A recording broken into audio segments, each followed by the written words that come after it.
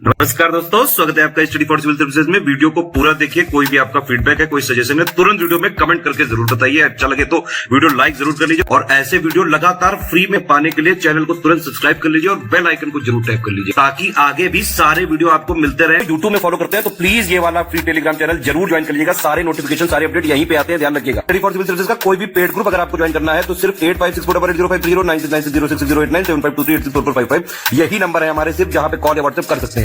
Instagram पे हमारा page जरूर फॉलो कर लीजिएगा, स्टडी फॉर सिविल .सर्विसेज है। ट्विटर पे हमको जरूर फॉलो कर लीजिएगा, @study for civils है। सारे क्वेश्चन अटेम्प्ट करिए और स्कोर अपना तुरंत कमेंट करके बताइए। नमस्कार दोस्तों, स्वागत है आपका स्टडी फॉर सिविल सर्विसेज में।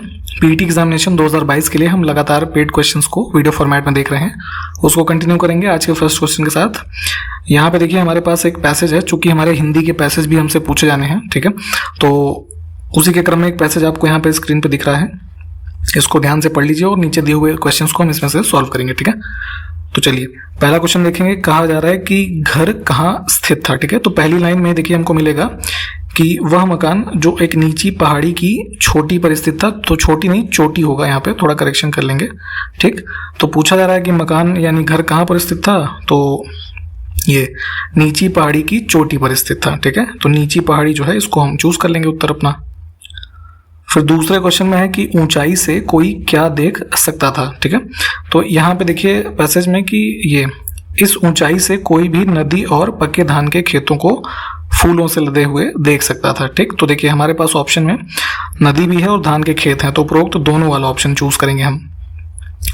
फिर है कि पृथ्वी को किसकी आवश्यकता थी, ठीक। तो इसको पैसे में हम देखते हैं कहाँ मिलेगा ये, ठीक है। तो यहाँ देखिए पृथ्वी को केवल एक वर्षा अथवा कम से कम एक बौछार की आवश्यकता थी, ठीक है। तो यानी कि पृथ्वी को वर्षा की आवश्यकता थी, तो यानी कि कौन सा हम चूज करेंगे इसमें, बारिश वाला, यानी कि ऑप्शन ए को चूज करेंगे, ठीक है। तो 3 क्वेश्चन हमने पैसेज से संबंधित देख लिए। अगला देखते हैं कि 18वीं वर्ल्ड एथलेटिक्स चैंपियनशिप 2022 का आयोजन निम्न में से किस देश में किया गया, ठीक है। तो ये यूएस में जो है ऑर्गेनाइज हुआ। सिंगापुर ओपन बैडमिंटन 2022 का महिला एकल का खिताब किस भारतीय खिलाड़ी ने जीता है, ठीक है। तो बैडमिंटन का ये जो है यहाँ पे गेम जो सिंगापुर ओपन है, इसमें पीवी सिंधु ने भारत के लिए जो है महिला एकल का खिताब जीता है। पंचवर्षीय योजना जो हमारी 11वीं थी, उसका मुख्य उद्देश्य जो है वो क्या था, ठीक है। तो लगभग सभी जो पंचवर्षीय योजनाएं हैं उसमें कुछ ना कुछ हमारे टारगेट थे। तो इसमें देखेंगे 11th का हमारा जो था faster and more inclusive growth, यानी कि तीव्र एवं अधिक समावेशी वृद्धि। इसका टाइम पीरियड क्या था, जरा ये आप हमको कॉमेंट करके बताइए। तो निम्न में से किस युद्ध को जीतने के बाद बाबर को गाजी की उपाधि जो है वो दी गई थी, ठीक। तो ध्यान रखेंगे अलग अलग टाइटल्स के बारे में भी पूछा जाता है। तो बैटल ऑफ खानवा, यानी जो खानवा का युद्ध है 1527 का, ठीक, 17 मार्च 1527। तो इसके बाद जो है यहाँ पे राणा सांगा और बाबर के मध्य जो ये युद्ध होता है, इसके बाद गाजी की उपाधि जो है धारण करता है। तो बी ऑप्शन जो है करेक्ट होगा इसमें। 1 नवंबर 2022 को किस राज्य सरकार के द्वारा भारत का पहला राज्य स्वामित्व वाला ओटीटी प्लेटफॉर्म जिसका नाम है सी स्पेस, इसको लॉन्च किया जाएगा, ठीक है। तो ओटीटी प्लेटफॉर्म जैसे कि अमेजॉन प्राइम, नेटफ्लिक्स, ठीक है, हॉटस्टार, ये सब क्या है, ओटीटी, यानी कि इसको बोलते हैं ओवर द टॉप प्लेटफॉर्म, ठीक है, जो कि इंटरनेट सर्विस जो पे बेस्ड होता है, जिसमें तमाम तरीके के आप वीडियो स्ट्रीमिंग करते हैं, ऑडियो स्ट्रीमिंग है ना, इस तरह की सुविधाओं का लाभ उठाते हैं। तो यहाँ पे भारत में पहली बार किसी राज्य के द्वारा जो है एक ऑफिशियल स्टेट द्वारा समर्थित ओटीटी प्लेटफॉर्म लॉन्च किया जाएगा नवंबर 2022 में, जिसका नाम है सी स्पेस, ठीक। तो कौन सा राज्य इसको लॉन्च कर रहा है, केरला। 19 मई 2022 को आयोजित 14वीं ब्रिक्स के विदेश मंत्रियों की बैठक की मेजबानी किस देश ने की थी, ठीक है। तो अभी रिसेंटली लेखपाल का पेपर हुआ था, तो उसमें जो है G20 के फॉरेन मिनिस्टर्स की बैठक के बारे में शायद पूछा गया था। तो उसी क्रम में यहाँ जो ब्रिक्स समूह है हमारा, है ना, ब्राजील, रशिया, इंडिया, चाइना और साउथ अफ्रीका वाला, तो इसके फॉरेन मिनिस्टर्स की मीटिंग 19 मई 2022 को हुई थी चाइना में। बाबर ने अपनी आत्मकथा बाबरनामा यानी तुजु के बाबरी में कितने भारतीय राज्यों का उल्लेख किया है, ठीक है। तो हमने शायद लास्ट वीडियो में भी देखा था जो है मेवाड़ और विजयनगर के बारे में।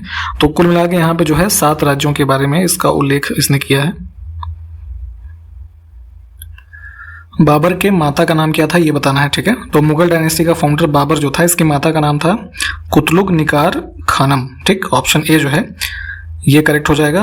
और फादर का नाम था इसके उमर शेख मिर्ज़ा द्वितीय, ठीक।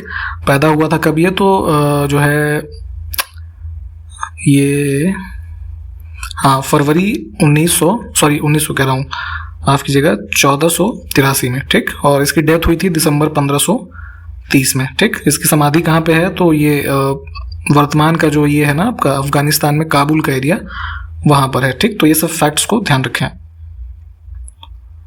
देश में पहली बार आयोजित होने वाले राष्ट्रीय महिला जनप्रतिनिधि सम्मेलन 2022 का आयोजन किस राज्य की विधानसभा की ओर से किया जा रहा है, ठीक है। तो पहली बार ये जो लेजिस्लेटर्स कॉन्फ्रेंस हो रही है, नेशनल वुमेन्स लेजिस्लेटर कॉन्फ्रेंस, इसको ऑर्गेनाइज किया जा रहा है केरल के द्वारा।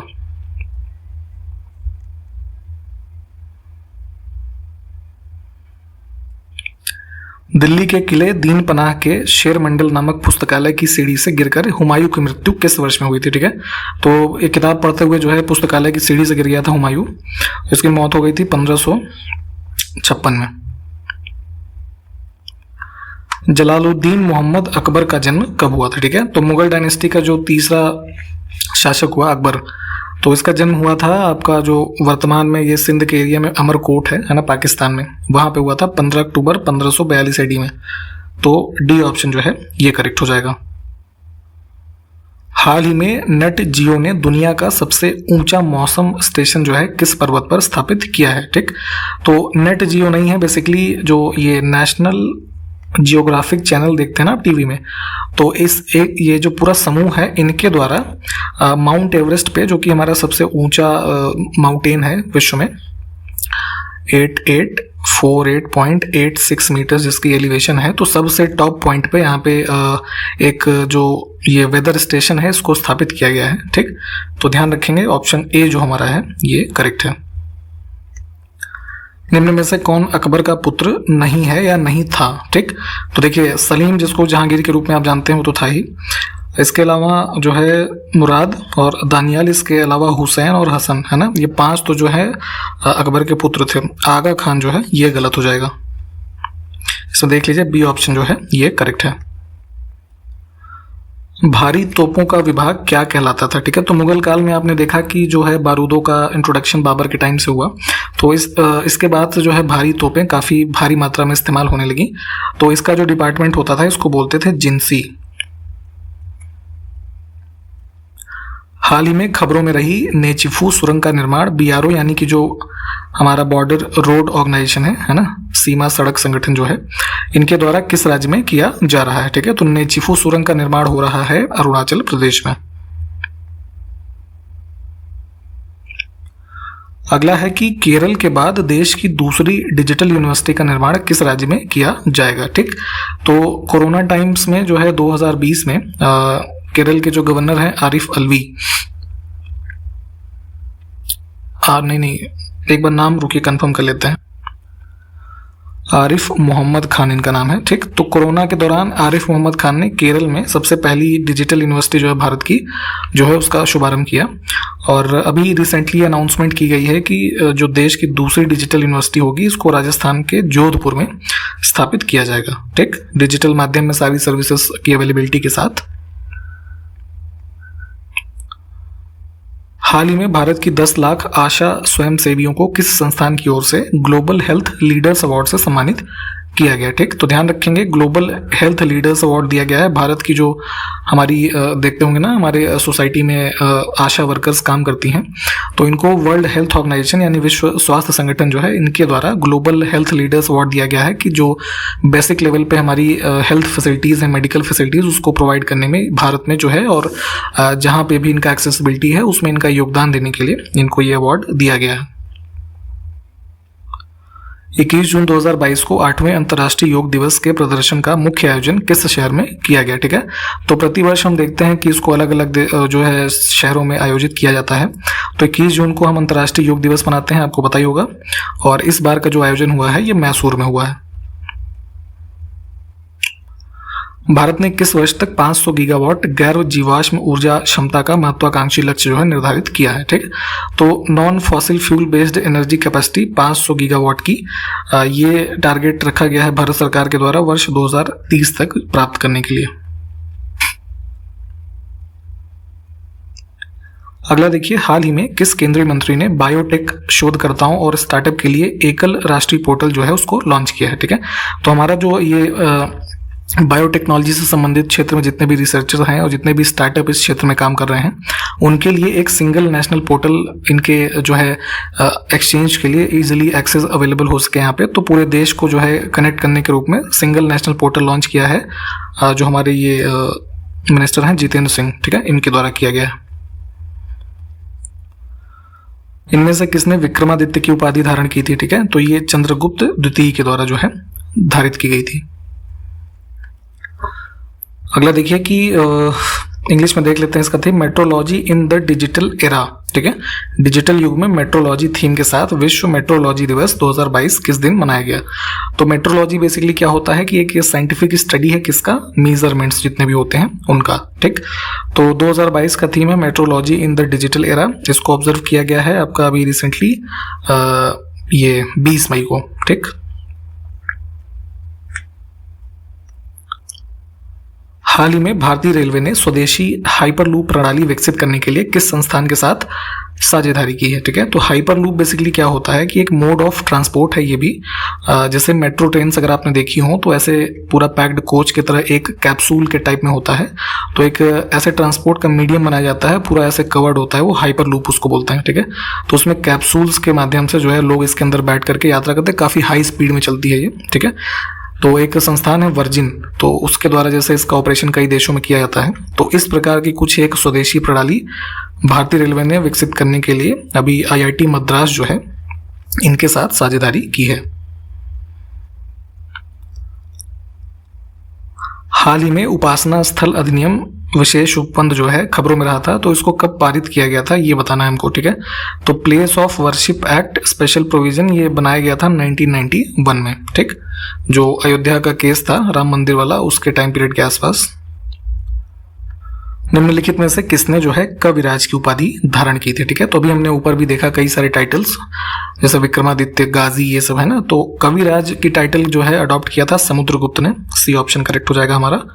समुद्रगुप्त के बारे में आपको बता ही रखा है हमने कि इनको इंडिया का नेपोलियन कहा जाता था। ठीक है, काफी एक्सपर्ट थे, जो है वीणा का जो एक वाद्य यंत्र होता है ना वीणा, उसके काफी अच्छे वादक थे। हर्षवर्धन के समय भूमि कर यानी कि जो लैंड टैक्स था वो कितना था? ठीक है, तो जो भूमि कर लगता था इस समय पे वो टोटल आय का 1/6 लगता था। ठीक,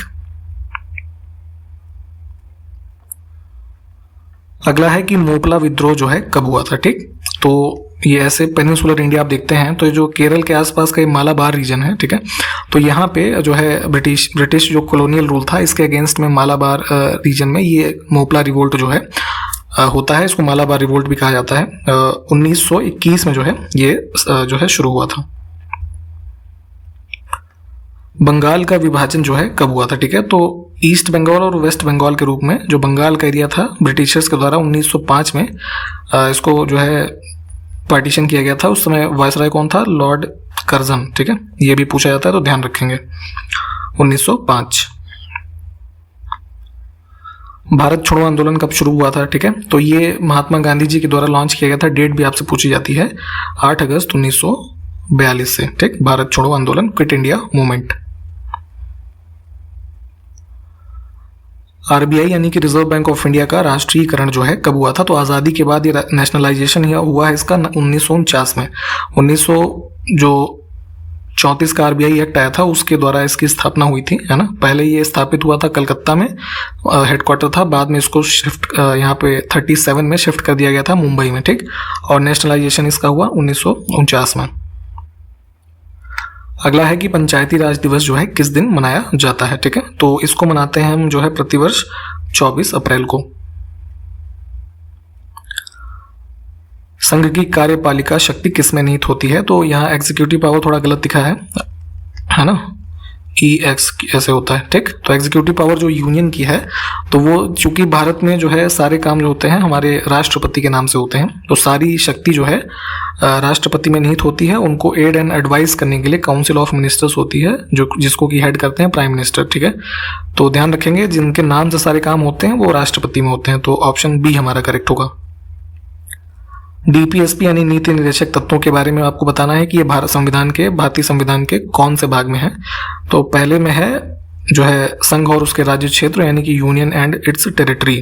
दूसरे में क्या है, सिटीजनशिप यानी नागरिकता। तीसरे में मौलिक अधिकार यानी फंडामेंटल राइट्स। और चौथे में है हमारा DPSP, ठीक, यानी कि नीति निर्देशक सिद्धांत अनुच्छेद 36 से 51 तक।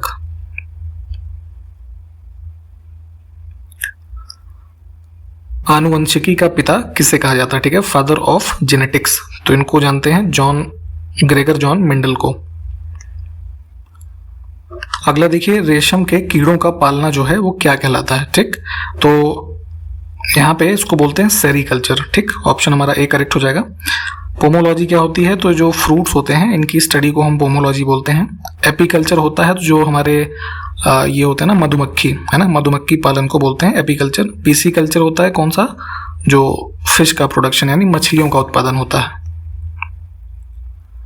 डिस्कवरी ऑफ इंडिया ये पुस्तक जो है किसके द्वारा लिखी गई है, तो ये जवाहरलाल नेहरू के द्वारा लिखित एक पुस्तक है। फंडामेंटल राइट में एक अनुच्छेद है उपाधियों का अंत, ठीक। तो जैसे आज़ादी के पहले लोगों के पास टाइटल होती है ना, जैसे महाराजा, चौधरी, ये सब फलाना ढिमकाना, जो हर जगह अलग अलग लोग ले लेते थे टाइटल, तो इन सब को यहाँ पे अबॉलिश करने का काम एक अनुच्छेद के द्वारा किया जाता है, अनुच्छेद 18। फाइनेंस कमीशन यानी वित्त आयोग जो है अनुच्छेद 280 संविधान का जो है उसमें इसके बारे में उल्लेख मिलता है आपको। तो हर 5 साल के लिए राष्ट्रपति के द्वारा इसका गठन किया जाता है। तो पहला फाइनेंस कमीशन कब गठित किया गया था, तो ये जो है 1951 में सबसे पहला फाइनेंस कमीशन जो है इसको गठित किया गया है। 2011 की जनगणना के अनुसार भारत में जिलों की कुल यानी डिस्ट्रिक्ट्स की संख्या कितनी है, ठीक है। तो 2011 का सेंसस जो है करीब 11 वर्ष पहले हो गया, तो उस समय हमारे जो रजिस्टर्ड डिस्ट्रिक्ट थे ये 640 थे। हालांकि अब इनकी संख्या शायद 700 से ज़्यादा हो गई है, तो एक बार इस डेटा को कंफर्म कर लेंगे आप। 2 अक्षांश रेखाओं के मध्य की दूरी कितनी होती है, ठीक। तो जैसे आप इक्वेटर देखते हैं 0 डिग्री पे, है ना, विषुवत रेखा। तो अब जैसे 0 से 1 डिग्री हुआ, ठीक है, ये लैटिट्यूड होता है, ठीक है। ऐसे लंबा लंबा ऊपर जो होता है ये लॉन्गिट्यूड होता है, ठीक। तो इन मतलब एक जो हमारा लैटिट्यूड है ना, तो 2 लाइनों के बीच एक लैटिट्यूड हुआ, तो 1 डिग्री हमारा जो लैटिट्यूड है इसकी दूरी होती है लगभग 111 किलोमीटर, ठीक। तो ध्यान रखेंगे। और जो है यहाँ से कौन सा हम ऑप्शन चुनेंगे, सी वाला। कनाडा जो है देश, तो क्षेत्रफल की दृष्टि से विश्व में उसका कौन सा स्थान है ये बताना है, ठीक है। तो देखिए सबसे पहला तो है विश्व में रशिया, ठीक। उसके बाद कनाडा है दूसरा, ठीक। तीसरा कौन है, तो ये चाइना है। चौथा कौन सा है, तो ये US है। 5वां ब्राज़ील है, ठीक। छठा कौन सा, ऑस्ट्रेलिया है। और 7वें पे इंडिया यानी कि भारत है, ठीक। तो दूसरा ऑप्शन चुनेंगे हम। टोकोफेरॉल विटामिन का रासायनिक नाम है, ठीक है। तो देखिए विटामिन जो हमारे होते हैं उनके कुछ केमिकल नेम भी होते हैं, उनको हम कई बार पढ़ते हैं, हमसे पूछा भी जाता है, तो इसकी लिस्ट एक बार जरूर रेफर कर लीजिएगा। यहाँ पे टोकोफेरॉल जो है विटामिन E को बोलते हैं, ठीक है, जो कि हमारा एक फैट सॉल्युबल विटामिन है, ये हम आपको पहले बता चुके हैं। अगला है कि केल्विन जो होता है किसका मात्रक होता है, ठीक। तो देखिए हमारा जो थर्मोडायनेमिक टेम्परेचर रेंज होती है उसका SI यूनिट होता है केल्विन, ठीक। ऑप्शन हम कौन सा चूज करेंगे, ए वाला। चौथी पंचवर्षीय योजना का कार्यकाल हमको बताना है, तो इसका टाइम पीरियड था 1969 से लेके 74 तक, ठीक, जो कि किस पे बेस्ड था, गाडगिल फॉर्मूला पे बेस्ड था। इसको भी ध्यान रखेंगे। इंदिरा गांधी जो है प्राइम मिनिस्टर थी इस टाइम पीरियड में। अगला देखिए, हॉर्न ऑफ अफ्रीका में इनमें से कौन सा देश जो है वो सम्मिलित नहीं है। तो ऐसे जो आप ये देखते हैं ना अफ्रीका का मैप, तो इधर का जो एरिया है ऐसा कुछ सींग जैसा निकला है, तो इसी को बोलते हैं हॉर्न ऑफ अफ्रीका। एक बार इसको मैप में देखिएगा, तो इस एरिया में जो है 4 देश कवर होते हैं। इसका शॉर्ट फॉर्म है सीड, ठीक। तो सोमालिया है इसमें, है ना, इथोपिया है, इरिट्रिया है और एक कंट्री है जिसका नाम है जिबूती। तो डी से उसका नाम शुरू होता है, डी जिबूती कह लीजिए, ऐसे कुछ इसका प्रोनाउंसिएशन होता है। तो सूडान इसमें जो है ये नहीं है। एक बार इसको प्लीज मैप में देख लीजिएगा, आपको याद हो जाएगा वहां से।